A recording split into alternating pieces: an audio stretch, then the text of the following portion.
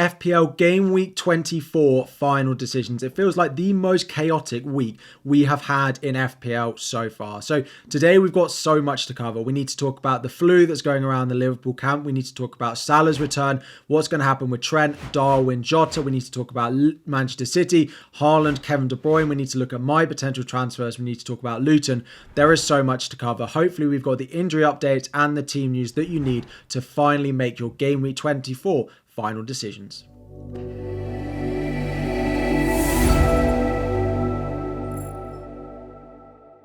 What is up everyone, FPL Harry here. Welcome back to another video. Before we start, 2,000 likes on the videos today and subscribe if we are new around here.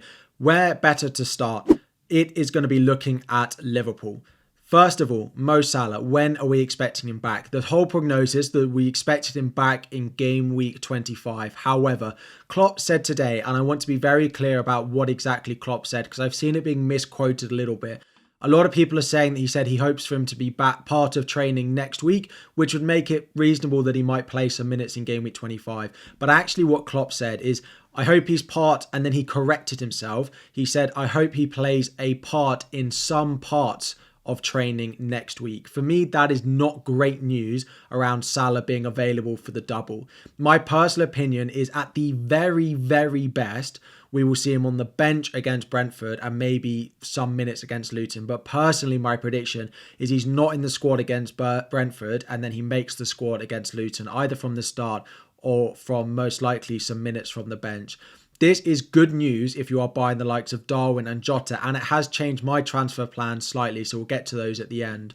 Next up is the flu going around Liverpool. Now, there has been reports for the past couple of weeks, actually, that there has been flu. Apparently, Trent had it, which is part of the reason he couldn't play a full 90 minutes against Arsenal. Apparently, Joe Gomez has been missing some from training this week alongside Kanate, who's suspended anyway. So those are a few of the reports. Now, we have seen Diogo Jota, Darwin Núñez and Trent Alexander-Arnold all pictured in training over the past day or so. So it doesn't look like it's them, but it's possible that they picked it up since that. There was horrible weather, which can, of course, increase the likelihood of it happening. So I don't have massive issues around some of the Liverpool assets we're talking about, but there is a flu going around the Liverpool camp. Then the final one is Trent Alexander-Arnold. There has been a lot of talk about whether he's ready, whether he's fully fit. Now, for me, hearing the news that he had the flu, I do think with Conor Bradley still looking like from Klopp that he's going to be unavailable for Liverpool for the next week or so, Trent Alexander feels nailed to start that Burnley at home game. He then has another full week rest before Game Week 25, and I think he's going to start at least one in Game Week 25 and the Burnley at home game. So if you own Trent, there is absolutely no need to go and sell him. However, if you don't own him, I completely get why you might be a little bit concerned, a little bit worried about whether he starts all three of those. If you don't own him, I think I'd go to Virgil van Dijk over Trent or potentially Robertson, because I'm not certain Trent will start all three between now and Game Week 26. But if you own him, absolutely keep him, because I'm pretty certain he'll start at least two of them. Next up is a few more injury updates. First of all is Gordon. So it is meant to not be serious, but he has been ruled out of the weekend's action away at Nottingham Forest. Personally, I don't need him this weekend. He's in my squad, so I am going to bench him because I'm hoping, it does sound positive that he's going to be back for Game Week 26, which is 2.5 weeks time. So that is the week that I really need him because that is the blank game week and I don't have enough fixtures going around generally. So having Gordon back for Game Week 26 would be a real boost.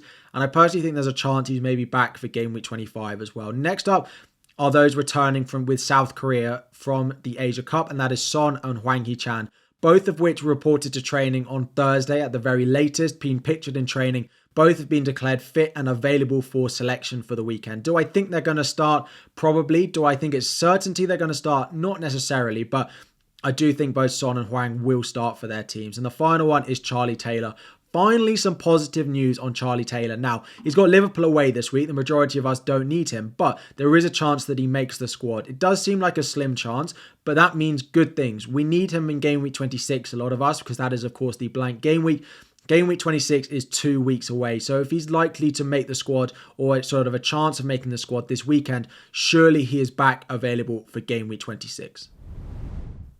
And finally, a few more bits of injury news for you all. First of all, João Pedro of Brighton has been ruled out for this game. He has a hamstring issue. We do not know how long it's going to be that he's going to be unavailable for. However, it is Spurs away this week, so not massive concern. If you owned him, you're probably not going to start him this week. However, a hamstring issue is never great. The chances are that it's not a week or two recovery. Looking at the likes of Salah, looking at some of the other hamstring issues we've had over the past few weeks, this makes him a doubt for the blank in game week 26 and a definite doubt for game week 25. If you own him and you're considering selling or forward to buy the likes of Darwin, to buy the likes of Adebayo, if you need Haaland and you have the money, I do think João Pedro is a sell this week. Next up, more positive news, and that is Bukayo Saka. He has been recovering this week from Arteta, and Arteta does say that he should be okay for the game this weekend. We've seen it so many times before, and actually, he's played after much less positive news like this. So I do think he should be fine for the game against West Ham. I have him and I'm going to start him. And the final one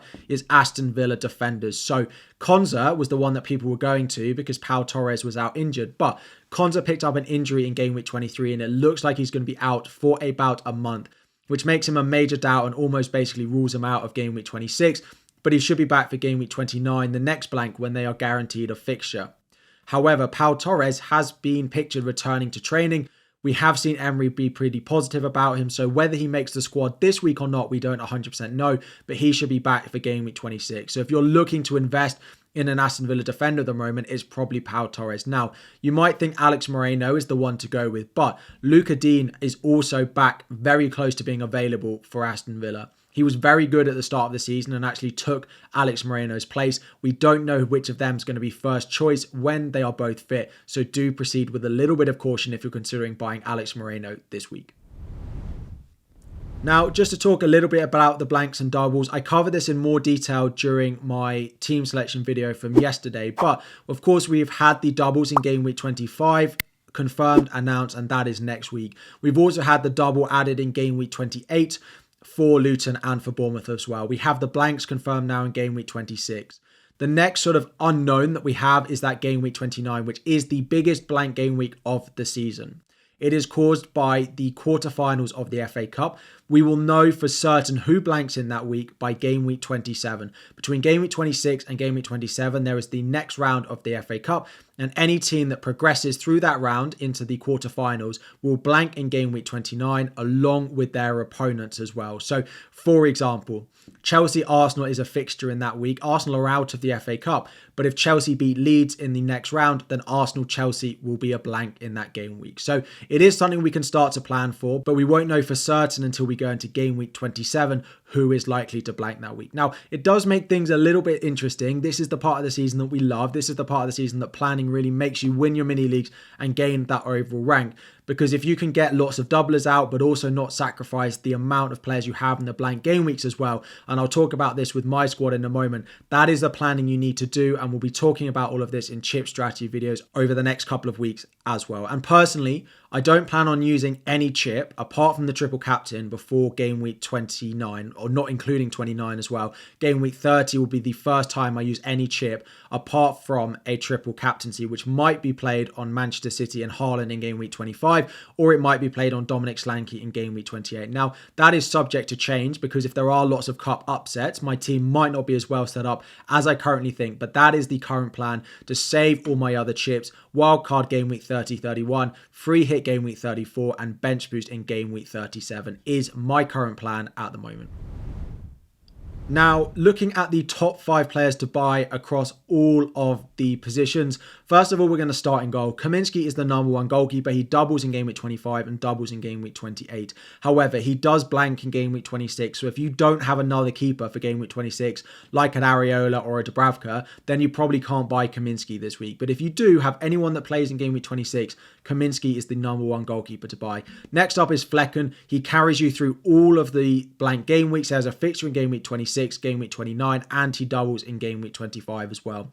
Next up is Leno. Just like Flecken, he plays in all the blanks guaranteed already. He doesn't have the double though, which is why he's below Flecken, but the fixtures are slightly better. Neto is next. Now, Bournemouth aren't guaranteed to play in game week 29, but they have a fantastic double of Sheffield United at home and Luton at home in game week 28. And of course, they play in game the blank in game week 26 as well. I really like him. And then Areola, another one to just carry you through. He plays in both blanks. The fixtures are not amazing. He has had an injury recently, but we are expecting him to be okay. So the other two that don't make it into the goalkeepers are Ederson and Alisson. I personally just don't think the budget is necessarily worth it. They don't necessarily explode in points. They're not that useful after game week 26. Alisson also blanks in game week 26 as well. So I would stick to a cheap goalkeeper. Moving into defense, Van Dijk is number one. If I didn't own Trent, I wouldn't buy him now. He is that number 5 pick because I don't hate him as a pick, but I don't think I would go there now. Number 2 is Doughty. Again, like Luton and Kaminsky, the double in 25, the double in 28, and maybe a fixture in game week 29. And then we've got the Manchester City, of course, the double in 25, both at home. A good fixture this week for all of these defenders, and they play in game week 26 as well. Moving into midfield, it is the two Manchester City midfielders in Foden and De Bruyne top. If you don't own Foden this week, please go and buy him. De Bruyne is next. He is high up, but a lot of us can't afford him. So in terms of priority, he might be lower down, but in theory, he's very high up there. Diogo Jota next. He's better than Luis Diaz, particularly with that slightly negative update on when Mo Salah might return. Luis Diaz is next. He is probably more nailed than Jota when everyone is fit and available. And next down is Hwang Hee-chan. He is back. I do expect him to start. And in the blank in game week 26, Sheffield United at home. I prefer him over Pedro Neto just because he should be on penalties and he's a slightly bigger goal threat as well. Up front, Haaland the number 1 pick, Darwin second as well. I really like Darwin. Tony third, although the fixtures are not great, he doubles and carries you through both blanks. And then we have the 2 Luton options. Adebayo and Morris feels very close. Adebayo feels slightly more nailed. Morris has come into the team recently, and we would expect Morris to be on penalties. So it is really close, 4.9 and 5 million between the two of them. If I had to pick one, I probably would go Adebayo, but if I knew they were both starting all the games, then Morris is slightly better, but I feel like he's not quite as nailed at the moment. Now, moving on to some of the hot topic questions of the week. First of all, is it okay to take -4s, -8s, or should you be wildcarding this week? First of all, I put up a poll on Twitter, and almost 50% of engaged people who replied are planning on taking at least a -4 this week. And if people don't take a -4 this week or a -8, they'll either be taking them in the next few weeks, or they will have less doublers in game week 25 and in game week 28 most likely as well. So I am not against a -4 or a -8. At what point would you wildcard? To be honest, right now, I would still take a -12 before wildcarding. And the reason for that, wildcard this week isn't awful, and we'll talk about a draft in a moment. However, you're guessing on what happens in the cup. You are guessing on the fixtures in game week 29. If there is an upset in the cup between game week 26 and 27 and you wildcard this week, it could massively have an issue with your team going into game weeks 28 and 29. So I personally, if your team is not looking ideal, wildcard in game week 27 is much better than a wildcard this week. So I'd rather take a -4 or a -8 this week than play a wildcard. But there are actually strengths to playing it this week, which we'll talk about. Captaincy ranking, Haaland for me, number 1. Then it is Liverpool. We have Nunes, we have Jota, and I do think Trent will start. And then 5 is Kevin De Bruyne. There is likely to be some early Manchester City team news just because they are the 12:30 kickoff. So if you own Haaland and you're thinking about captain, do stick around, do keep an eye out for some of that team news. And finally is Purvis Estupinan. Should he be a concern? For me, he's worth holding. Most of you with Estupinan are not starting him this week anyway, so see if he starts away at Spurs. And if he does, I do think he's first choice in that left wing back or even left centre back position for Brighton at the moment anyway. So I wouldn't be massively concerned. I think it goes without saying, if you don't own Estupinan, don't go buying him because he hasn't been fantastic in terms of performances and FPL returns. But if you own him, I don't think it's worth panicking just yet. Next up is a wildcard draft, and there are reasons that a wildcard squad would look pretty strong this week. In goal, you're going Neto and Flecken. Flecken doubles next week, Neto doubles in game week 28. Flecken guaranteed to play in both blanks as well. They are also 2 of the teams with cheap keepers that are likely to have doubles later on in the season as well. Into defence, as we spoke about, I would go Van Dijk over going Trent just for nailed over the next 3. Ben Mee, this could be Alex Moreno, but with Luca Dean coming back, I would probably just throw over going for a Brentford defender. 8 Nori, the Wolves fixtures coming up are nice. Pau Torres, given that he's returning soon, and then Doughty. Into midfield, we've gone with De Bruyne and Phil Foden. They are the best mids in the game at the moment, and then Jota and Richarlison. Kudus is the other mid. You don't have to play him this week, but he does carry you through all of the blank game weeks really well, and I prefer him to Bowen for just a bit of a cheaper price. Now, Richarlison isn't ideal. He doesn't have a double and then he blanks, but he is a great option long term. If you're worried about the amount of blank players you've got in this team, then Richarlison might be the first one to go, but I do think it's worth it. Haaland, Darwin, of course, up front, and then Adebayo in there over the likes of Ivan Toney. If you've got a lot of budget and your team value is great, do consider doing Adebayo up to Ivan Toney. I could just about afford it, but my team value is pretty good. Now, going into game week 25, you wouldn't need a transfer, so you could roll your transfer. So going into game week 26, you would have 2 free transfers. Now, this team has 6 players who blank in game week 26. Adebayo, Darwin, Richarlison, Jota, Van Dijk, Doughty. So you'd have 2 free transfers. You would have to take a -4 with this team going into game week 26. You'd probably sell Darwin. You'd probably sell Jota. And you'd probably sell Van Dijk as well. You'd keep Adebayo, Richarlison, Doughty on your bench. But it gives you 9 double game week players, right? So you've got Haaland, Adebayo, Darwin with a double. You've got Foden, you've got Jota, you've got De Bruyne. So that is 6 already. Then you've got Van Dijk, you've got Ben Mee, and you've got Doughty. Plus a keeper, actually. So that is 10 double game week players going into game week 25. So although you might have to take a hit in game week 26, 10 double game week players this week is definitely worth it. And finally, wrapping up with my team. So before any transfers are made, here is my team and how it's lining up at the moment. 2 free transfers, 2.2 million in the bank. So I'm very torn. I'm almost certain that I'm going to take a -4 this week. And my initial plan was Solanke and Eze out, who's currently on my bench, but I'd have to start them over Gordon, and bring in Kevin De Bruyne and Adebayo. However, I now look at it and I can realise that Darwin and Jota are basically the same price for me as Adebayo and De Bruyne. I'm very, very close about which of those two I think would score more points. Now, De Bruyne has a fixture in game week 26. So if I go De Bruyne and Adebayo, it's 1 less transfer. So Darwin and Jota have an additional -4 going into game week 26 because they don't play, whereas De Bruyne does. So do I think that Darwin and Jota outscore Adebayo and De Bruyne by 4 points or more in game weeks 24 and game week 25 combined? I think I'm starting to lean towards slightly yes. I'm probably 55% that I'll buy Darwin and Jota because of the Salah news. I thought Salah would be back almost in the squad for Liverpool this weekend and definitely back for the double. But given the update we have, I think Darwin and Jota's minutes are slightly more secure. So if they do start both in the double, I think they probably do because there is, of course, a chance that De Bruyne doesn't. So right now, I currently favour Darwin and Jota over De Bruyne and Adebayo, but it's about a 55% versus 45% swing. Now, the other transfers I'm considering, I'm almost certain that I'll buy Alfie Doughty in place of either Pedro Porro or Kieran Trippier. If I sell Kieran Trippier for Doughty, it's worse for game week 26 as Trippier has a fixture in game week 26 but Porro doesn't. But it's better for game week 29 because Porro has a fixture in game week 29 whereas Trippier is unlikely to because Newcastle is still in the FA Cup. And it's vice versa if I was to sell Porro. It's good for game week 26 but it's bad for game week 29.